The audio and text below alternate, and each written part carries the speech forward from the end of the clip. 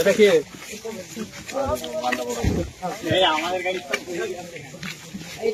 তোমার কোন অঞ্চলে বাড়ি?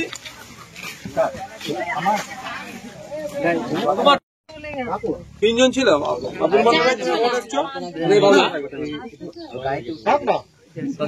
কজন আমরা ছিলে?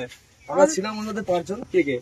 আমি ছিলাম, বাবা ছিল, এই ছিল, আর সেই মন্তাজ ছিল। একটা ছিল আগে থেকে ওখানে আছে, ওখানে আছে, ওখানে আছে। আগের দিন তো হতে গিয়ে হয়নি না, আছে মনে মন্তাজ। এখন এই গাড়ি আগের দিন হতে গিয়ে হয়নি, ঈদের আগের দিন ওই ছেলেটা কান্নাকাটি করছিল, হসপিটালে ওটা করে দিয়েছিল।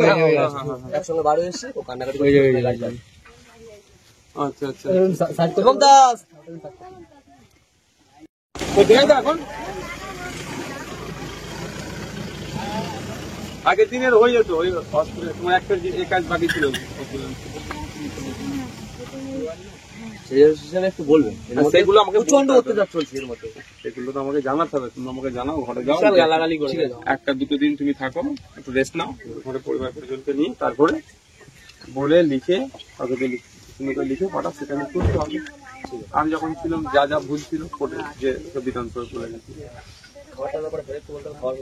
ঠিক আছে, তুমি বলছো ঠিক আছে। এখন এখন ফিরে অসুস্থ নেই তো?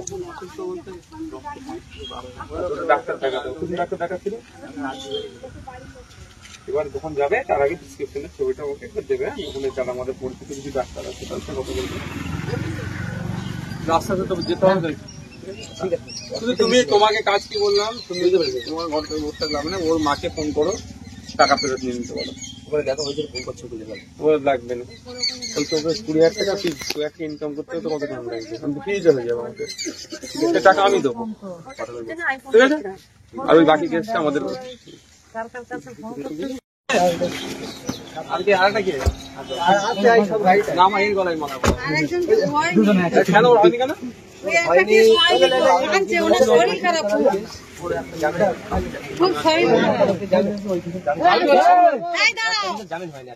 কেন ওরে একটা আলাদা উকিল ধরেছিল, বারবার বলেছি ভাইজান উকিল ধরছি, পাকা মনে হয়। ওই বাবাদের বাড়ির লোক প্রচন্ড মানে সাদা সিধে লোক, আর পুরো উকিল ফাঁস করে 40,000 টাকা গেছে। টাকা চলে গেছে। এদের একটা টাকা গেছে, রাজুর মাকে জিজ্ঞাসা করো তো। আমি তো বলেছি আমার দায়িত্ব তো ওটা। অনেক টাকা পাচ্ছে। কোটা কেস বাকি, একটা কেস বাকি আছে। কোনটা? 36 নম্বর, উত্তর কাশীপুরে। তো ওই আমাদের উকিলকে দিয়ে করাবে না ওর নিজের উকিল দিয়ে করবে? কথা আমি এর আগের ডেটে 12 মাস এখানে ছিল তো। ওর ভাই ওর মা কোথায়? ওরা যে এখানে ছিল, খারাপ তো লাগবে। কান্নাকাটি করতেছে। পুরো নর্মাল লোক না দেখলে বুঝলাম। 40,000 টাকা সোনা লাগিয়ে দিল। ওই তো ও ফেরত নিয়ে নিতে বলো। শুনে কি বলি মা, তুমি চেনো তো? বলো ফেরত নিয়ে নাও, যাও এই ফোন করে বলো ফেরত নিয়ে নাও। তুমি বাবলু ভাই মানে ব্যাপারটা জানো, মোবাইল কিনে নিয়ে সবই। এখন এ বাড়ি গিয়ে আইসেফ করবে আমার সঙ্গে, কোনো চাপ নেই। তোমার আহসানের সঙ্গে ডানা হিসেবে কাজ করতে হবে, বাড়ি গিয়ে আইসেফ করবে। দর্শক, এই ভিডিওটি গতকাল বারাইপুর আদালত চত্বর, আর কি মানে কোর্ট চত্বর, যে ওয়াকফ আইন সংশোধনী বিলের নামে যে কেন্দ্র সরকার কালা কানুন আইন পাশ করার চিন্তা ভাবনা করেছিল এবং করেছিল, তারই বিরুদ্ধে নওশাদ সিদ্দিকী যখন কলকাতাতে একটি সভা ডাকে, সেই সভাতে এরা আসছিলেন। এরা আইএসএফ কর্মী সব, আরো সব সাধারণ কর্মী রয়েছে। এই যে সমস্ত কর্মী রয়েছে এর মধ্যে তৃণমূল কংগ্রেস অনেক কর্মী রয়েছে। তো এরা সবাই ওয়াকফ সংশোধনী বিল আইন বাতিলে কলকাতাতে নওশাদের ডাকে এরা আর কি ভাঙড় থেকে আসছিল, ভাঙড়ের ছিল সব। দেখছিলাম আমার নওশাদ সিদ্দিকী সাহেব, তিনি বলছিলেন এ সমস্ত ছেলে সবাই ভাঙড়েরই ছেলে। তো এরা যখন ওই 6 লাইন হাতিশালা পার হচ্ছিলেন, তখন পুলিশ এদেরকে লাঠি চার্জ করে এবং সেখান থেকে জোর জবরদস্তি গ্রেপ্তার করে এদেরকে জেলে ভরে দেয়। তো জেলে ভরে দেওয়ার পরে, জেলে তো ভরে দেবে, অনেক প্রশ্ন তো উঠবে, অনেক প্রশ্ন উঠছে। কারণ দিদি তো বলেছে, মুখ্যমন্ত্রী বলেছে যে ওয়াকফ নিয়ে যদি কোনো আন্দোলন গুলোগুলি করো, আমার থেকে ভালো কেউ আর মানে আমার থেকে খারাপ আর কেউ হবে না, আমি সব থেকে বাধা হয়ে দাঁড়াবো। তার আগে তো নেত্রী বলেই দিয়েছে। তো তাতে করে তৃণমূল কংগ্রেসের যারা কর্মী রয়েছে আর কি, তাদের নেতা নির্দেশ রয়েছে, নেত্রীর নির্দেশ রয়েছে, তারা আন্দোলনটা যায়নি। আর সাধারণ মানুষ আর মানবতা রয়েছে, তারা কিন্তু আন্দোলনটা করছিলেন যে ওয়াকফ আইন বাতিল করতেই হবে। তার সঙ্গে আইএসএফ এর ছেলেরা আন্দোলন করছিলেন, এদেরকে বিনা অন্যায় গ্রেপ্তার করেছে। ভাঙড় থানার পুলিশ বা কলকাতা থানার পুলিশ গ্রেপ্তার করে মানে এদেরকে চালান করে দিয়েছে আর কি। দর্শক, আমি দেখছিলাম যে যখন এরা জেল থেকে বাইর হচ্ছিল, এদের মালা, গলায় ফুলের মালা আর কি রয়েছে আইএসএফ বিধায়কের তরফ থেকে বা তারিখ কর্মী সব করেছে।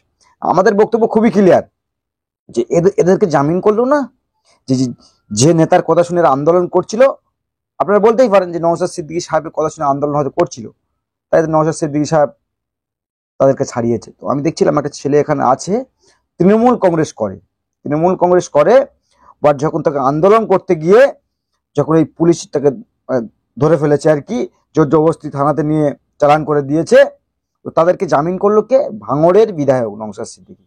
ঘরের টাকা দিয়ে, কাঠির টাকা দিয়ে তাদেরকে জামিন করলো।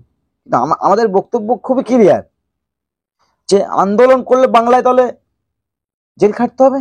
এসব জেল থেকে আসছে অনেক দিন থেকে, সব মানে রিট জেলের ভিতরে কাটিয়েছে। এদের কি অন্যায় ছিল?